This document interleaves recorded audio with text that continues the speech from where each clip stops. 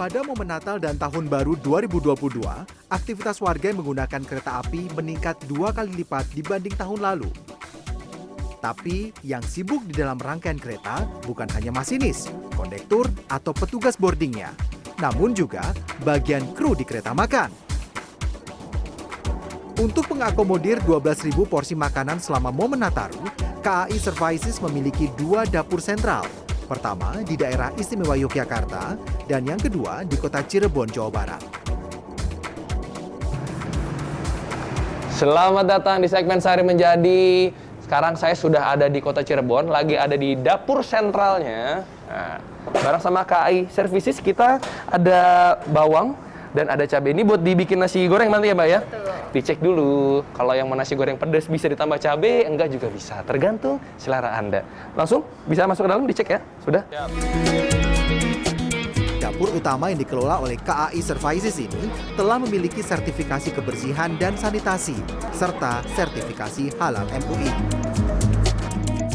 Selama momen Nataru, KAI Service rata-rata menghabiskan 200 kg cabai perharinya, baik untuk nasi goreng, mie godok, maupun nasi sei sapi.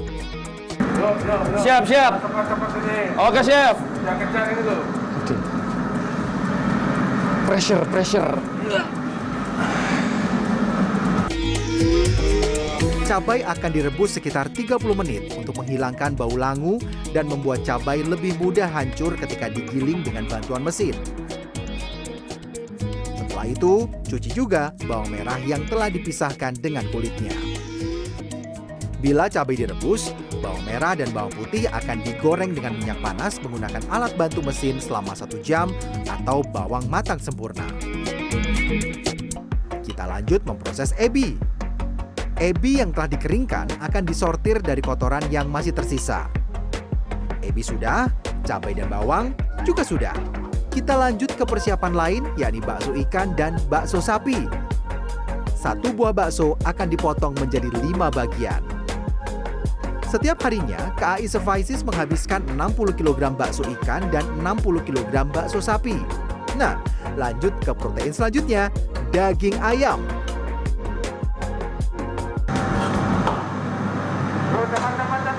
Siap.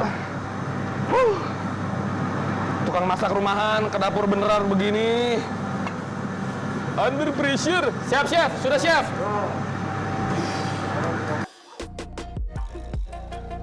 Bekerja di dapur kereta api berarti harus sanggup bekerja dengan kecepatan tinggi. Sebab terlambat sedikit saja bisa mempengaruhi bagian yang lain. Tuh, ayam saya sudah ditunggu oleh chefnya. 1 dari 4 penumpang kereta tercatat memesan nasi goreng.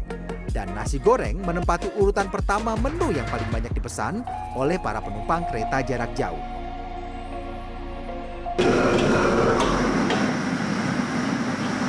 Begitu kecap asinnya masuk, wanginya itu langsung. Wah, dan masaknya tuh dengan high pressure. Jadi biar smoky gitu. Wah, wangi banget. Memasak dengan api bertekanan tinggi tak hanya membutuhkan kecepatan tangan untuk mengaduk nasi, namun juga kecermatan sang koki mengatur kapan api harus dinyalakan maksimal atau kapan api dikecilkan. Membuat nasi goreng rasa-rasanya mudah saja, namun ketika memasak dengan kompor bertekanan tinggi serta wajan yang lebih berat dan besar dibanding yang biasa saya pakai di rumah, membuat saya menjadi amat gugup. Ini terus. Selain bumbu dan pemilihan bahan yang berkualitas, cara menggoyang wajan menjadi sangat penting untuk membuat nasi goreng yang sesuai standar produksi.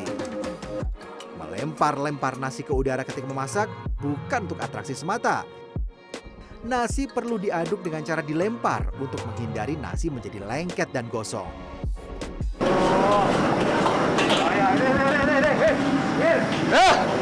Maaf, chef.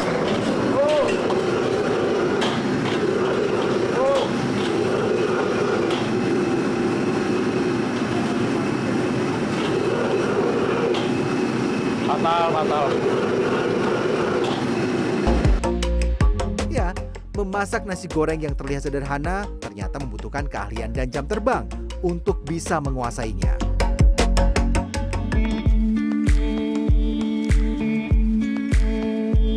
Makanan yang telah dimasak dan akan langsung disajikan pada penumpang disebut fresh food. Saya kini bertugas untuk membantu para pekerja mengemas ratusan menu yang dikemas dalam dus berbentuk kotak. Ayo buruan, katanya 1 jam lagi nih. Cepetan. Ya bu, ya bu. Saya pikir cuma pas dimasak saja diburu-buru, ternyata pas packing juga sama. Aduh, gak nyangkut lagi. Di ruangan ini terdapat televisi yang menampilkan jam ketibaan kereta serta jumlah makanan yang diminta. Salah satu kereta dari Solo menuju Jakarta yang melintas di Cirebon akan tiba 1 jam lagi. Kami harus bergegas memasukkan aneka makanan yang telah selesai dimasak ke dalam kotak makanan. Makanan fresh food sudah, kita lanjut ke frozen food. Pengolahannya sama, namun daya tahannya yang berbeda. Dengan penyimpanan yang tepat, makanan yang dibekukan bisa awet hingga berbulan-bulan. Walau nasi goreng adalah makanan favorit penumpang, namun sapi lada hitam hampir tak pernah absen di kereta makan. Masih petani dikit ya, soalnya dikejar target. Iya. Ini Mbak. Bayangin dalam sehari itu ada 10-an ribu lebih makanan yang diproduksi ya. Saya lambat sekali. Ada lebih dari 2.000 kotak makanan frozen food yang dipersiapkan hari ini. Dan akan dikirim ke beberapa kereta yang melintas Cirebon menuju timur Pulau Jawa. Fresh food sudah, frozen food juga sudah. Saya lanjut untuk menyiapkan makanan yang akan dimasak di atas kereta. Tapi tak semuanya diproses di atas kereta ya. Beberapa di antaranya sudah dipersiapkan di dapur utama. Salah satunya adalah bumbu dasar nasi goreng. Aduh, capek banget, suara saya sampai habis. Tapi masih semangat. Ini baju untuk produksi sudah selesai. Kita akan masuk ke bagian logistik. Lanjut. Oke, sudah cocok.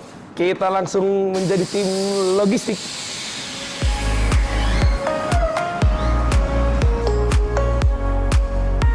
Jalanan dari dapur umum menuju stasiun kereta api Cirebon tidaklah terlalu jauh, kurang lebih berjarak 3 km.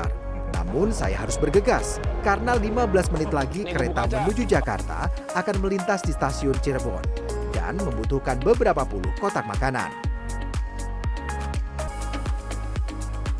Kami bergegas berlari ke peron 3, tempat kereta akan tiba sekitar 5 menit lagi. Sekitaran 100-an lebih makanan yang akan disiapkan, berbagai variasi menu sesuai dengan yang telah dipesan tadi. Kita harus buru-buru.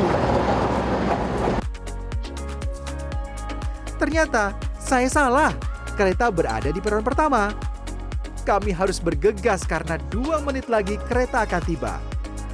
Dan kereta hanya akan berhenti sekitar 3 menit saja di titik ini.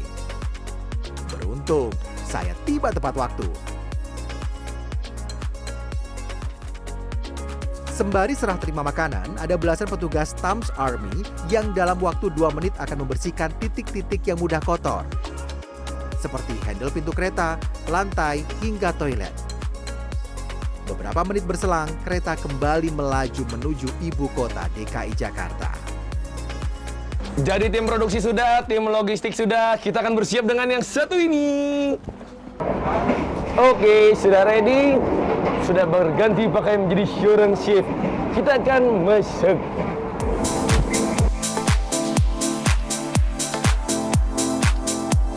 Kurang lebih, terdapat 20 menu yang dapat Anda pesan dalam perjalanan Anda menggunakan kereta. Menu pertama yang akan dimasak sore ini adalah nasi goreng untuk 3 porsi. Pertama-tama, masukkan bawang merah dan bawang putih. Setelah berwarna kecoklatan, masukkan telur dan nasi putih. Aduk merata. Waduh, tar kuda-kuda dah. Ini kenapa latihan Nih berasa lagi latihan sama guru olahraga ini. Ada kuda-kudanya. Nih chef lempeng aja nih kaki. Ini saya pegangan sama kulkas kaki, kalau nggak jatuh tuh. Ya Allah. Chef benar chef, nih goyang kencang chef. Daripada terjadi pertubukan. Untuk saya yang belum pernah memasak di kereta yang sedang berjalan, guncangan yang terasa begitu menyulitkan saya, bahkan hanya untuk sekedar berdiri. Kecepatan kereta Cirebon menuju Jakarta rata-rata berkisar di angka 50 sampai 100 km per jam. Bahkan, di beberapa titik kereta mencapai kecepatan maksimal 120 km per jam. Setelah dimasukkan ke dalam wadah saji, pramugari yang memiliki sebutan khusus yakni prama bagi pria dan prami untuk yang wanita akan mengantar makanan yang telah dipesan ke tempat duduk penumpang. Saya belajar membuat menu yang kedua, yakni mie godok. Yang diwaspadai kalau lagi masak di kereta itu apa sih chef? Paling minyak, karena kita kenceng ya, jadi minyaknya pasti lari-lari kan, jadi rawan kena tangan atau kaki gitu. Jadi harus pakai material safety juga. Seporsi mie godok ini dapat Anda nikmati dengan merogoh kocek Rp38.000. Menurut saya sih sangat-sangat menyenangkan sekali ya. Ditambah makanannya pada enak-enak semua gitu kan. Terutama ini nih mie godok, salah satu favorit saya di yang di kereta. Kita bisa menikmati sampai melihat pemandangan di luar. Terus kita juga bisa lihat live cooking. Kita benar-benar dijamu dengan baik sama yang masak di sini. Perjalanan sangat panjang, akhirnya selesai dari persiapan sampai masak dan sekarang waktunya kita mencicipi. Say sapi.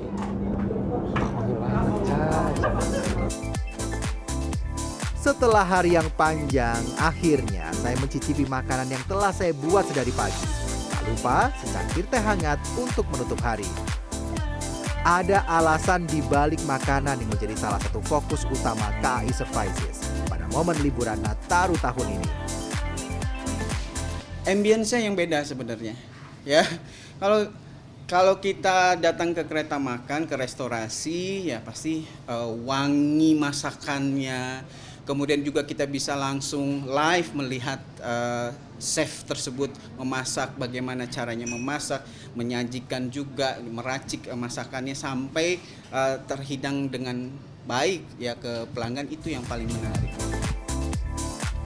Untuk yang mau mencicipi aneka sajian di atas kereta, bisa memesannya terlebih dahulu ketika tengah memesan tiket ya, agar menu yang Anda inginkan tidak habis dibeli oleh penumpang yang lain. Rian Fernando, Dwi Agung Yuldiarto, Cirebon, Jawa Barat.